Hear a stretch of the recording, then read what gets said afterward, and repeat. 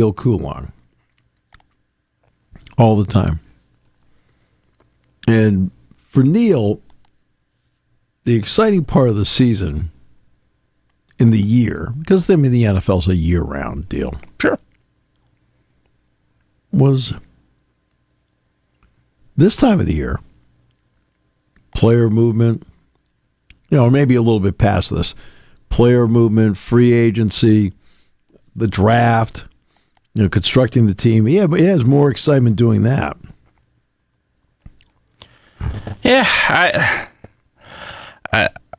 for me, it's always going to be, and look, it could differ. For me, it's always going to be the games. I think there's nothing like the excitement of the unknown in a lot of ways. Even when teams are heavy favorites, you just never know. That's the beauty part of it, and it's what makes sports so much fun is getting ready for that game. And even look at the Orange Bowl. Obviously, yes, Penn State came up short, but I think that week leading up, you had Penn State and Notre Dame. To me, and I've said it for a long time now, Notre Dame, though I think some of us think they believe they're bigger than they think they are still Notre Dame. There's no question. They have a special brand. They are the biggest of the biggest. There's no doubt about it. But that's what made this fun. Imagine what Brian Kelly's thinking. No, there's no doubt. And I'll make. Can I make a quick point about Brian Kelly for a moment? Right. He speaks very highly of you, by the way. We met him. We interviewed him. Big 33. When he was the coach of Cincinnati, he was down there he was down there, and we interviewed him on our show. I remember that. Yep. He was a good guy at that time. Absolutely. It was going to be easy to take shots at him. Sure. Because he said he was going to LSU because he had the resources and so forth. Well, he wasn't wrong. At that time, no. Notre Dame changed, especially when Pete Pavakwa got there. Yeah. But Notre Dame has made a lot of changes in the last couple of years on NIL, a lot of changes on the ability to get players to transfer in, on the ability to retain players, on players in COVID that are sixth-year players. Notre Dame's made a lot of changes that align, and I believe Notre Dame's NIL is in the top 5. Well, Brian Kelly didn't have that when he was there. There were more roadblocks that he had to overcome. I'm just trying to be fair here. No, and it's right? I know he's not the most. I know he's not the most popular guy. No, and again, his comments have caused that. There's no question about it. His comments have caused his unpopularity. The way he left Notre Dame prior to those comments is something that has made him unpopular. There's no doubt. But yeah, I agree with you entirely. I think things have changed. Things have changed for the better at Notre Dame, and it was a lot different when Brian Kelly was there. They were obviously under investigation for off-field things when he was there. That was another problem with that program. So there's no question things have gotten a lot better at Notre Dame since Brian Kelly left. Yeah, no doubt. Because they changed. Mm-hmm. When he left, he made his points. Well, in making his points, he made Notre Dame sit back and say, hey, wait a minute, what are we not doing here? Yeah. And other programs with other sports have done the same thing. It has changed in a lot of ways where a coach brings something up and you look and say, yeah, it's a good point. And you're listening. You're all ears and you change for the better. So that game will be on Monday night. Penn State basketball had a game at Michigan State. Michigan State is interesting. They really don't have what you would call a star on this team. Jaden Akins would be the closest. But man, you know what really strikes me about them? They have 10 guys that can all score. Mm. This is I don't think I've ever on my chart put down a team that was hitting 82% from the free throw line as a team this deep into the season. Like, everybody can shoot free throws. Everybody. Their shooting percentages from the field, really good. You know where they don't shoot well? They don't shoot well from three Right. at all. They're 28%. Like 28%. How does a team shoot that well at the free throw line and can't step back 7 feet? It's the weirdest thing. Yeah. But Yeah. they play really good defense. They're rebounding. They're up back about 13 offensive rebounds a game, and they don't miss a lot of shots either. No, they don't. And the strange part is They're playing great defense, yeah, too. great defense. As you said, it's usually the opposite. Guys can shoot the three, and then they can't shoot a free throw. Right. It's usually the complete opposite. And this team, and it's strange for a Michigan State coach everybody team can do too. it. Exactly. I mean, Holleran's hit out there. He's 18 to 18 on the year. Aikens hits him. It's everywhere you turn. Yeah. Like, holy mackerel. And they're playing not good. They're playing great basketball right now. I mean, they're 5-0 in the conference. Yeah, absolutely. And it's, in a way, in the old cliche, you feel like they have the Michigan State identity back too, I think, in a big way. And then that's the other part of it. I think they're playing well. And they've been able to build off of it too, which has helped them a lot. I mean, Penn State beat Northwestern by 4 here. They won that Northwestern by 10 the other day. Yeah. Something like, 78-68, something like that. But they're playing really good basketball. Of course, they haven't lost a game at home. I mean, it's the same thing with Michigan. Give Dusty May a lot of credit. Because Dusty May stepped into Michigan. He brought Vlad Golden with him, which really helped, by the way. And when I saw Florida Atlantic play a couple of times last year in person, and Vlad Golden was part of that team, I remember walking out of there. He was the guy that impressed me above all that I saw on the Florida Atlantic team. Like, geez, Golden is good around the basket. Great finisher, protects it. Well, look, he's made a big difference in what Michigan has done to this point. And they're both those, Michigan and Michigan State, they're both 5-0 in the conference right now. So this has been a rough stretch. Penn State has not had Ace Baldwin, really for the last game and a half. There's no doubt that hasn't helped. Nick Kern, I thought, did a heck of a job the other day running the show. But it's still a team that can't really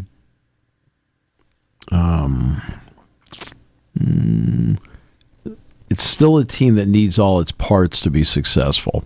You can talk next man up all you want, which I understand that, but there's a reason the other guy's starting. I mean, next man up because there's no other choice. Okay? So that's what next man up to me means. Mm-hmm. Somebody's got to play, so you step up, play the best you can, do everything you can to help the team win and go from there. But there's a reason why the other dude starts. Absolutely. Yeah. Just so you know. 100%. Yeah, absolutely. And that's what drove me nuts when you go back to 2005 or 4, was it 04, where Terrell Owens goes down and Freddie Mitchell says, "Oh, what's this step up blankety blank? We are all starters here." Like, no, there's a reason Terrell Owens was brought to Philadelphia. Every other receiver couldn't catch a cold in the prior years, and the leading receiver the year before in the NFC Championship game was Ricky Manning, who played for the other team. Right. So, absolutely, there's no doubt. There's a reason. I don't blame coaches for talking about next man up because you have to project confidence in the people you put out there. And this is the best you have at that hour. I don't blame other players for projecting that. I don't blame them at all. But let's be realistic here. Okay? Realistically, there's a reason why the other person starts and plays a ton of minutes. Yeah. Okay. Just want to make sure everybody understands.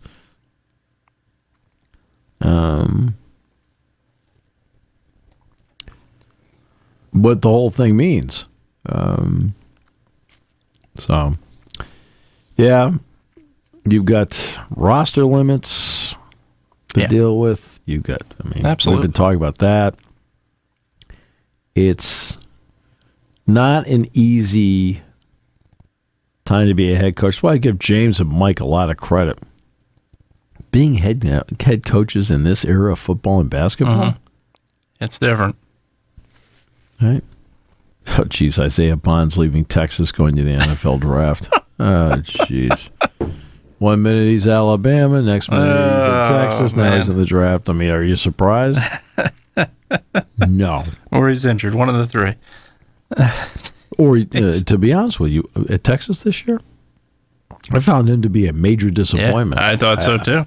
I let him down. I didn't think he played well. No, no, absolutely not. I think Texas offensively was definitely not what it should have been. That's no question. But going back to the point, I think absolutely being a coach now is very difficult. And there's a reason why the legends are no longer coaching, and that's guys like Mike Krzyzewski, obviously Nick Saban, Jay Wright, and other guys that have gotten out of it. And there's other guys that I don't think have fully adapted yet either. You talk about the place Tom Allen is allegedly going is Clemson. I don't know if Dad has fully adapted to NIL just yet. I think Clemson's adapted to NIL. He doesn't want to adapt to the transfer portal. They've got an NIL there. There's no question. Well, yeah, they haven't won it. It's not a question of him adapting to that. It's the transfer portal part he won't adapt adapting to the change of the game, I think, would be the way. Adapting to the change entirely. Well, no, look, I was down there doing basketball a year ago, and they were getting ready for the ACC championship game last year. This is a year ago. This is not this past season when they played and beat SMU. I saw like 5 minutes of their practice as they were getting ready for the game. And, because, we had a game over at Littlejohn, which is adjacent to the practice field. And the complaint I got over and over again from people down there was all about the transfer portal. Now, you look at Penn State and the guys that have transferred in over the years, there haven't been a lot. Right. But wow, they sure have helped. Yeah, there's a bunch of guys that have really helped along the way in the portal. You look at an Arnold Nebukedi, for example. AK stepped in, came in from Temple. He played great. Yeah. You can't ask for him to play any better. Yeah. I thought A.J. Harris played really well this year. Jalen Kimber did a good job. Yeah. Chop a couple years previously. Chop Robinson was tremendous when he came here. Ended up being a first-round pick. But again, I think playing here allowed him to ascend to a first-round pick. It opened that kind of door for him. Yeah. You look at Nolan Rucci, for example. Yeah. Nolan Rucci steps in right when you needed him, and he was getting minutes throughout the course of the season. He played a lot of reps during the season, but when Anthony Donko went down, Rucci had to play full time. Oh, and by the way, played hurt. He played hurt and kept playing. Kept playing. All right. Got hurt in the SMU game, went in the tent, came back out. Yeah. Right? Hurt. And has turned himself into really a terrific right tackle. Absolutely. He's played really well. So, so Penn State, but they've been judicious in the portal. Durant's homegrown, Denai Dennis Sutton, Allen, Singleton, Aller, Wheatley, the guys we cited before, are all guys that have been here since day one of their collegiate careers. You are going to see more portal movement now this time because of the 105-man roster. Yeah. This is not, you can't sit there and kumbaya yourself into, there'll be 85 scholarships and 20 walk-ons. No, that's not how it's going to work. No, not anymore. You can't kumbaya yourself into that kind of thought process. That's why I want to see the roster go to 120 with 15 players on a practice squad. Right? Or if you want, let's just take it one step further. Okay? You might as well go for it while you can. Why don't you get it to 127 so you get 22, 11 offense, 11 defense? on a practice squad, with the idea that if something happens or whatever and somebody really shows out, you can move them up to the 105. I mean, you have to be realistic about what your cash cow is. You cannot sit there and make decisions about your cash cow that affect the quality of the cash cow. You can't. There are two cash cows. One primary one, football, and a secondary one, which is men's basketball. I'm just being realistic here. I don't. Absolutely. And I'm not in the mood. I'm not in the mood to play the game about, well, this sport brings it. No, let's be realistic, okay? On the ledger, everybody loses deals. Money, okay? Yeah, makes the most money. They're the ones that bring in profits, right, in the black. So you can't mess around with those two sports. You just can't. I've got a couple of concerns. I talked about the basketball. I have no concerns. 15 is the right number. I have no concerns with basketball. None. When it comes to roster limit, you've got to make sure that whatever money you allocate over is a decent amount to make it happen here at Penn State. I think the number is going to be $20.5 million initially. I floated out 22. I floated out 23. The number I'm now getting is $20.5 million. Okay. To start, it'll start building from there. It's going to go up from there. All right. So money will be there. Again, not the issue. With football, the issue is it is very difficult to run a practice at 105. Because I see 105 during the preseason. Well, you got guys like running your stuff, competing for jobs, and your drills in the preseason until you get about 10 days out are a little bit different compared to what you need to run in the regular season.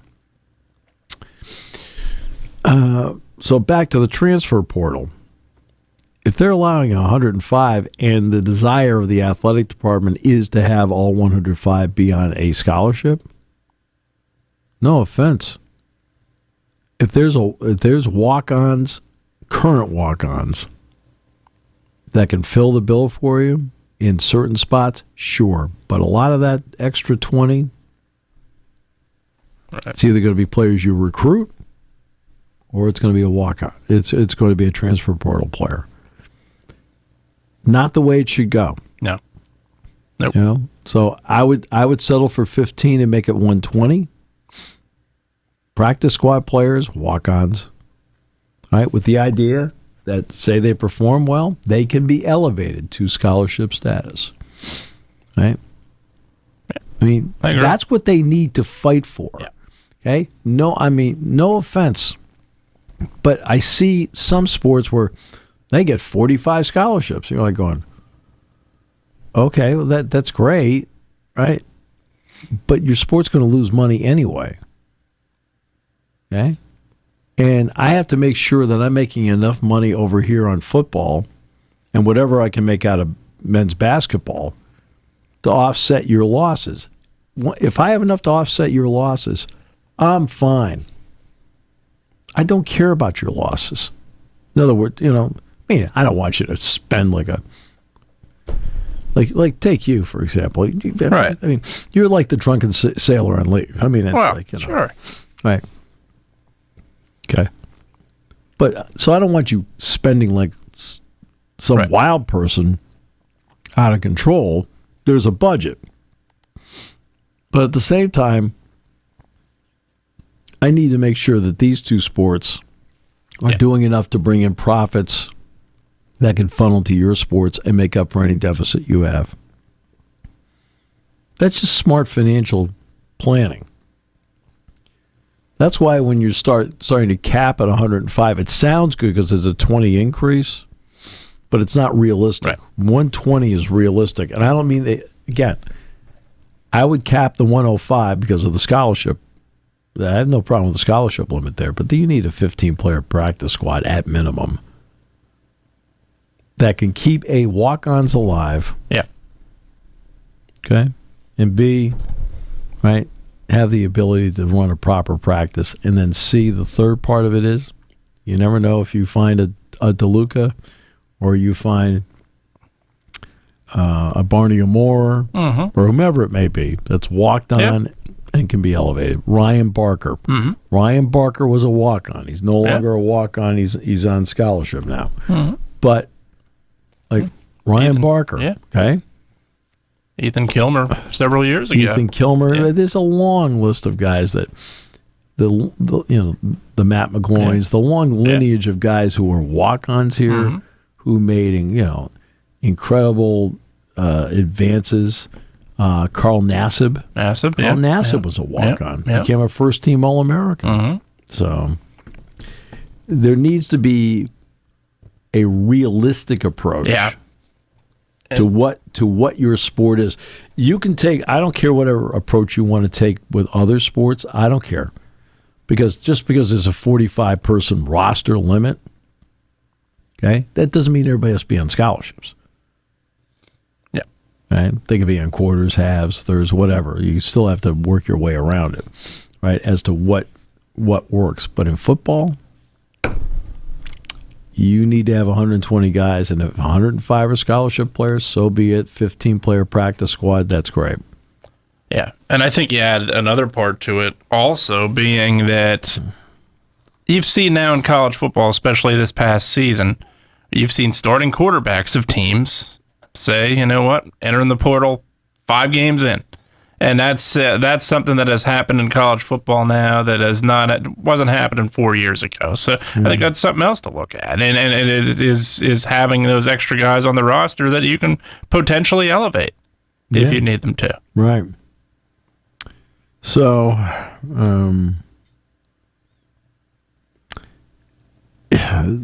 like I said, basketball, it's interesting. Basketball in a lot of ways does do it right as a sport. Sure. Going from 13 to 15, because years ago they kept the women's programs at 15, the men were dropped down to 13. And you know what the odd thing is? A lot of women's programs don't carry 15 scholarship players. Right? Because they have a men's practice squad that they go against. They play against, yeah, absolutely. So they don't need to carry 15. I mean, that's the odd part about it. Now, I don't mind if it's 15. It's fine with me. I'm saying the oddity is there are a lot of coaches in women's basketball that don't carry 15 scholarship players. Because after a while, it's like, okay, we're practicing against the men's team. That's the practice squad. How many guys... Or how many women can I get ready to play the game? I'm not going to get 15 ready to play the game. And they're not going to be on the practice squad. Yep. So you have to, what's the workable number? Could be 12, could be 13, whatever.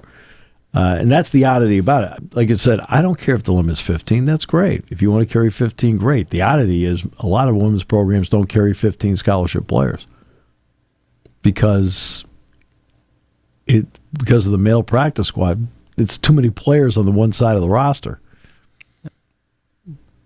Interesting. It's just completely different. That's all.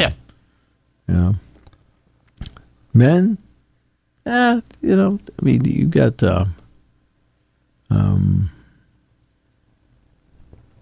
they've worked fine with 13. 15's great. I have no problem with that. Again, that Same. works. I remember the men fought for years to get a 14th scholarship, and the NCAA kept saying no. Okay. I mean, they weren't fighting to get the 15. They were fighting to get the 14. And now 15, that works. How they do their signing days works. Sure. I agree. The schedule's long. I understand that, but they play all these games because you need the money. But there are a lot of things football can learn from basketball. They can learn from basketball right away about the signing day. They can learn from basketball right away about the postseason tournament. Right? So what do I mean by the signing day? The signing day is the second Wednesday in November, right at the beginning of the season. Football signing day should be the first Wednesday in August. Okay? And anybody who doesn't want to sign, doesn't have to. Okay? Absolutely. Can sign in February. Yeah. Okay? There are players that don't sign Yep. in the early signing period in basketball that sign in April. Yep. Okay. Happens all the time. Yeah. Okay? That's one. Yep. Tournament. Okay? The idea of what they tried to do with the college football playoff of giving the 5 highest ranked conference champions a pathway in, I completely agree with. Those are automatic bids, same as the basketball tournament. But the idea of seeding 4 conference champions in the top 4, no. Okay? No. The basketball tournament doesn't do that. No, I agree. Okay? The basketball tournament will have teams that lost their conference tournament still be a number 1 seed because the body of work the entire season meant they were the number 1 seed. Now, in this case, Oregon would have been the number 1 seed no matter what. They're the only undefeated team in the country entering the tournament. Right? But, I mean, Notre Dame and Penn State or Texas would have been vying for spots 3 and 4. And it probably would have been Texas and Penn State, if I remember how the top 4 turned out. Because Texas fell to 5, Penn State fell to 6 because of Boise State, Arizona State. Okay? For Boise State and Arizona State, by winning their conferences, and Boise State being the highest group of 5 and the highest, they were the 3rd highest ranked conference champion. Right? It needs to be 1 through 12, just like the basketball tournament is 1 through 68. You already have a model out there that tells you how to do these things right.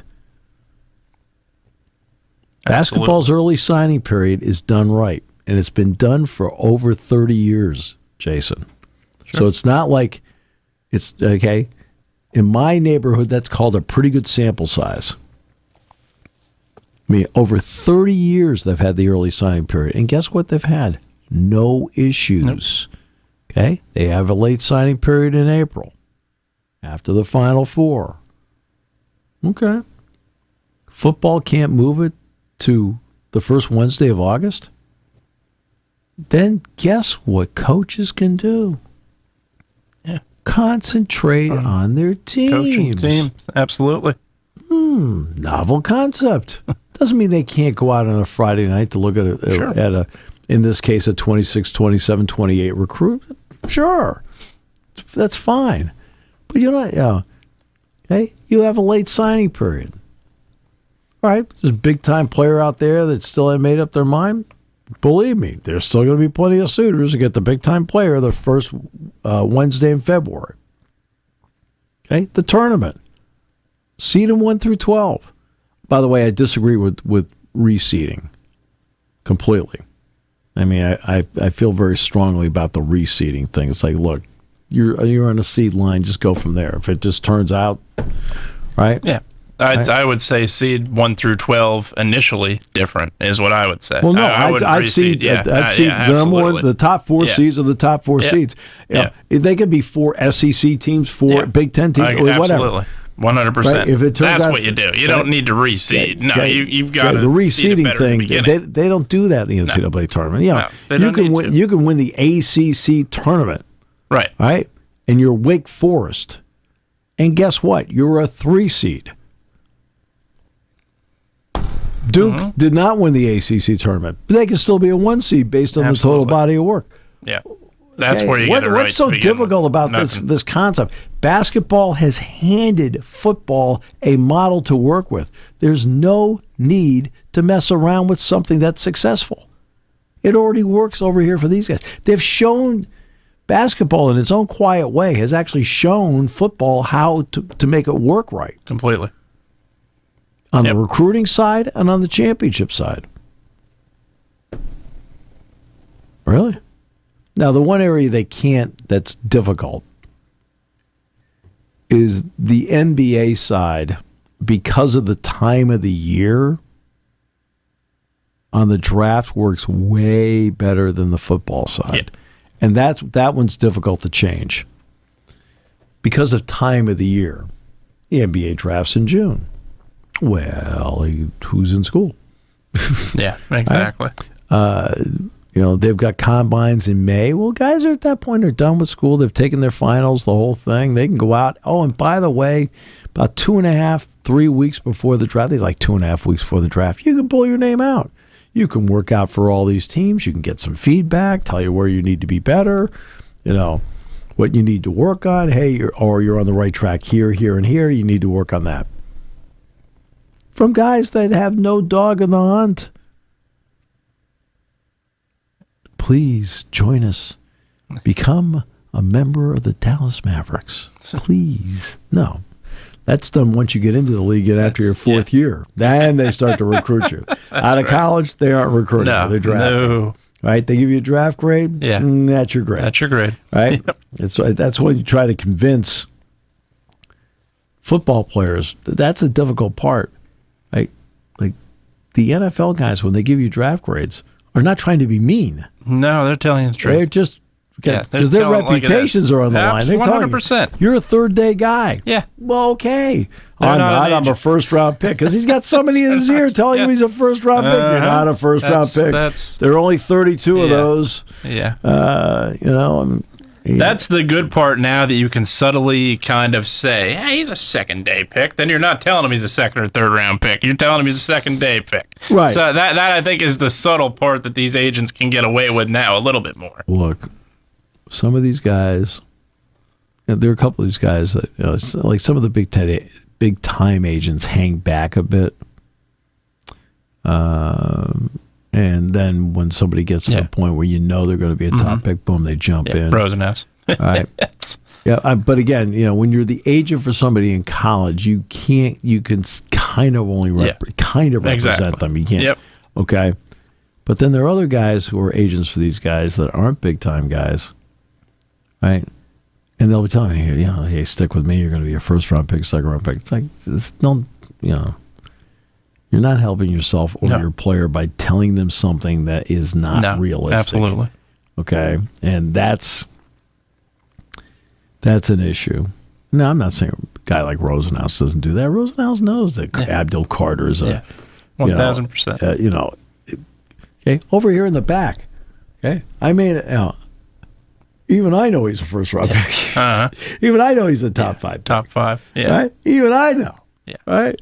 Yep. I don't quite have your experience. Didn't hurt his cause playing with one arm and dominating the way he did against Notre Dame. He is a special talent. Absolutely. There's no getting around. He is a special talent. And to watch him work so hard at his craft in the, quote, off hours told you a lot about his maturity as a player to go with his talent. Absolutely. In other words, he did not take his talent for granted. Absolutely. And that's what I find to be interesting, is that those are the guys I appreciate, the ones that don't take their talent for granted. They work every day. They try to take care of the little things. Well, another big show for you. I'm trying to sit back and really take a long, hard look as to what you did. I'll come up with something. All right. Because I'm a positive guy. That's right.